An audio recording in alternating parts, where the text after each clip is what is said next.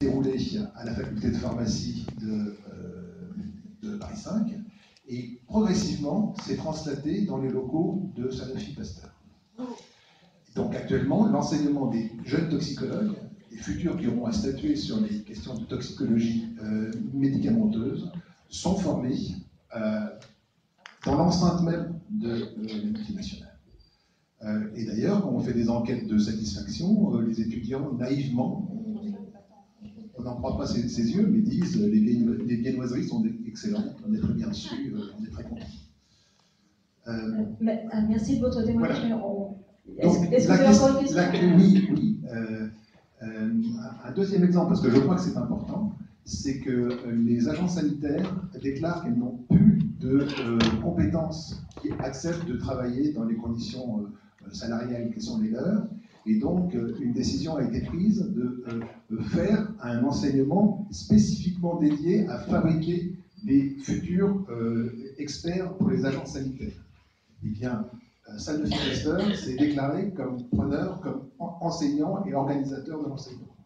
Donc, je pense quand même que c'est des éléments qu'il faut bien voir. Donc, comment est-ce qu'on arrête cette mainmise toujours plus importante sur le système? Est-ce que les réformes, et c'est ça ma question, est-ce que les réformes des agences, est-ce que Irène Frachon peut me donner son avis personnel sur est-ce qu'il y a eu une différence significative de fonctionnement entre l'AFSAPS qui a été dissoute en 2008 et la NSM qui l'a remplacée, ou est-ce que structurellement on reste dans le même problème? Alors, avant l'anticipation que Servien a tenté, il les a tous perdus, ça a été parfois jusqu'en cassation. Simplement, moi j'étais très surprise de voir quand même qu'une même histoire pouvait avoir une lecture très très différente selon les magistrats. Ça c'est normal, je suppose, mais enfin bon, c'est quand même très très particulier comme une conjonction de preuves peut. Ouais, j'ai pas le temps de vous raconter une petite histoire, mais ça m'a promis. Bref. Donc on les a gagnés, mais c'était compliqué et effectivement très aléatoire. Je me suis aperçue que rien n'était gagné.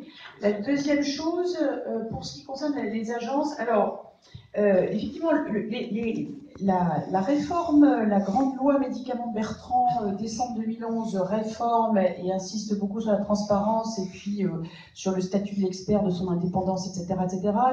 Les firmes qui étaient multiprésentes dans les commissions de l'agence, etc., ont été virées. On le voit dans le film, Servier est là, présent, il dirige pratiquement les débats. Donc tout ça a disparu. En fait, le problème, c'est que ça n'a pas du tout fondamentalement changé la donne. Pourquoi? Comme vous le dites, parce que derrière la récupération des experts potentiels, notamment dans les centres hospitaliers universitaires, et leurs liens avec les labos n'ont pratiquement pas bougé. Ça, c'est quelque chose qui est très figé, qui est consubstantiel, inextricable. Et donc, ça plombe le recrutement de ces fameux experts, etc. Il y a juste, et je finis là-dessus, petite note d'espoir, qui me sidère, mais qui sont vachement sympa. Depuis la sortie du livre, du film maintenant sur le Mediator, je suis multi-demandée par toutes les facultés de médecine de France. Et là, je fais une tournée de France, c'est horrible parce que j'essaye de m'en dépêtrer. Des projections débat avec des étudiants en médecine passionnés et qui me disent comment on peut faire pour plus jamais ça. Donc il y a quelque chose du côté de la formation qui bouge. Merci de terminer sur une note d'espoir.